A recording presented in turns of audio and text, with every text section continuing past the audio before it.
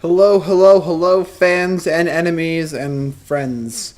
This is Dagos Zeta, Dag Zeta, former Dagos 4444, whatever you feel like calling me, I really don't care, as long as it's not Jackass.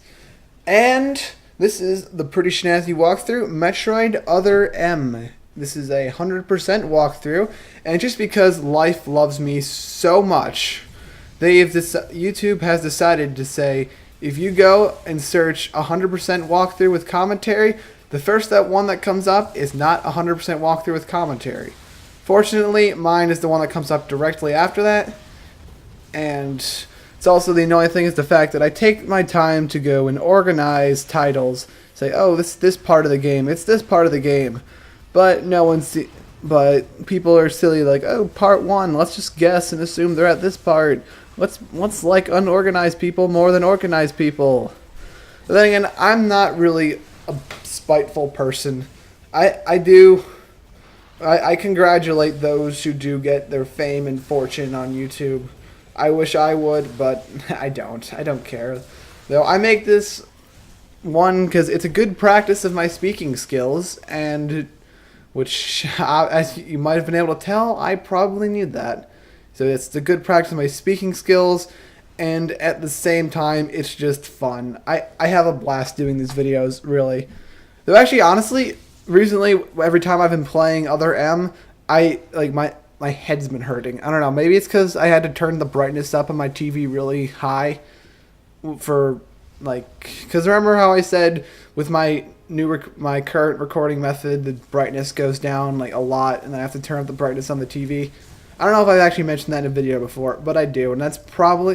And I usually forget to turn it back down, so the next time I'm playing, then it'll really hurt my eyes.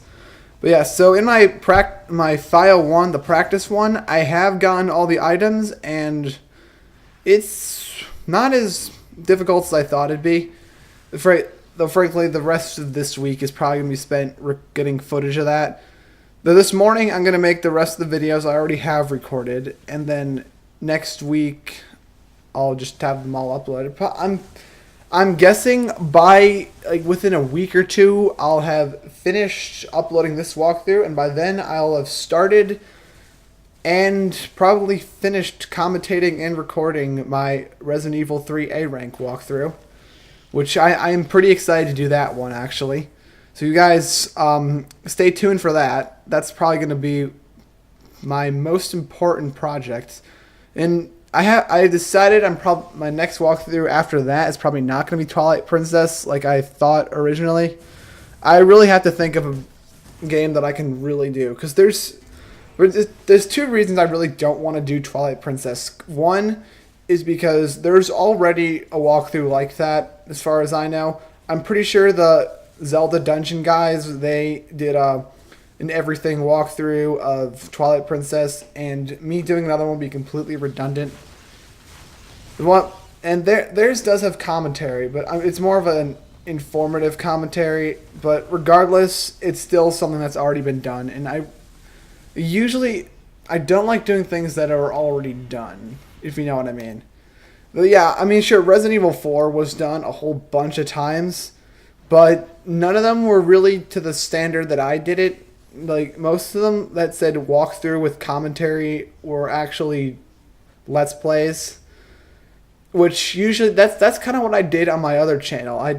My videos would all be labeled walkthrough, so if you watch them, they were clearly Let's Plays, or playthrough with actually, a playthrough with commentary is a Let's Play, regardless of what you think. And yeah, we already have the item in this room, so good for us, right? And also, some other great news.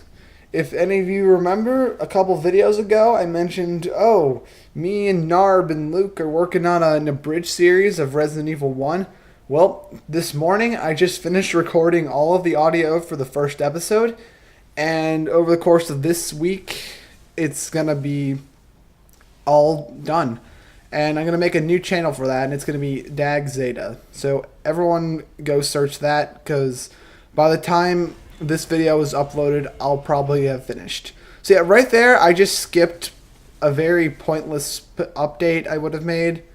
because all that was back there was just a cutscene. And once again, as I said before, I'm showing you how to beat the game. I'm not showing you how to beat the cutscenes. So yeah, if you're paying attention, which I'm sure most of you are probably paying attention to my lovely commentary here. No, I'm just kidding. You came here to see the game, probably. Probably? Maybe? No? I don't know. But we just got the space jump and screw attack. And the first thing you might notice is those two abilities were completely nerfed from the other Metroid games. Like, in every Metroid game before this, unless you're counting Prime, where space jump just meant double jump, the space jump is probably what was one of the cheapest abilities you could possibly obtain, because space jump meant you can go wherever the heck you wanted now. Nothing it was in your way except blocks of some sort, like a speed booster block or a bomb block. And yes, we also got screw attack here.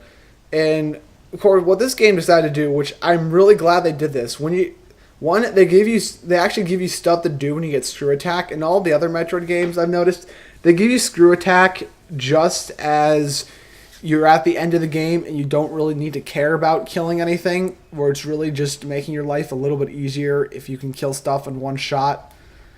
And it serves pretty much no purpose. And also the fact that it kills everything in one shot, as I said. In this game, there's actually enemies that don't die in one shot from screw attack, so it's not a completely cheap thing. I mean, yeah, it's pretty useful if you're killing those little beetle guys. I'm not really sure what they're called. You know, I'm really terrible with the names in Metroid games. The only way you can possibly figure them out is if you read, like, the official walkthrough or hear it from someone who read the official walkthrough. Yeah, I had to look up in some walkthrough to find out what the names of all these enemies are. And, of course, the flying eyeball tentacle man, I kept calling him Asborian, but he's not. It's actually Rigodian. Yeah, these names are just terrible. And that, yes, he can hit you there. You have to be skillful with your dodge. And if you remember me saying you're going to hate this guy, yes, you probably still hate him. He is freaking everywhere, and I can't stand him. I hate him. I hate everything he stands for. He seems to get easier every time you fight him, but just the fact that you have to keep fighting him, and he's just an annoying fight. And all he does is fly around, go, ooh, look at me, I can throw missiles at you. And yes, you're going to be able to do that pretty soon, and you'll see in a second. After you beat him, you get a lovely ability, which you only really use to open one door in the main game. No, a couple. There's a couple doors you open in the last area, but you do not use this ability for much. It's the Seeker Missile, and what that does is if you charge, it can lock on to extra targets, and quite annoyingly, if there's a lot of targets and you need to shoot a super missile at one of them, then it will not fire a super missile, but it will fire normal missiles at all the targets. And therefore, you will be really upset because you will not hurt the guy you want to hurt with a super missile. And I'm sorry, I'm just being bitter again. I don't like Seeker missiles. I think they were just used as a device to prevent your progression, which obviously this is kind of what Metroid's all about. They say you need to get this item to progress further in this area, or come back to this area when you get this item. Yes, Metroid is all over that. But fortunately, this game is very linear. You almost always know what you're doing. You just look at the map and says, go here. Unlike some games, Metroid Prime, where they give you maybe a general idea, if that, and then they say, okay, go find where you have to go. But honestly, in Metroid Prime, I just like exploring the environment. It's supposed to be an exploration shooter. First person, I almost said third. It's the art of exploration. You're supposed to feel just, oh, this environment's cool. I want to go this way. Oh, this is fun. Like, I can still have fun while the game is totally ticking me off. And that is what makes a game good. I mean, then again, not necessarily that case in Call of Duty. The fact that I can have fun when it's ticking me off doesn't make the game good. Because, in all honesty, Call of Duty is probably one of the most overrated game series ever.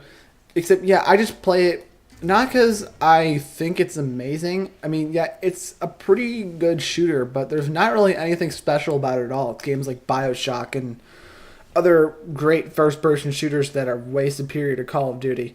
Okay, I'm not going to keep you long after the video runs out. Okay, everybody have a nice day.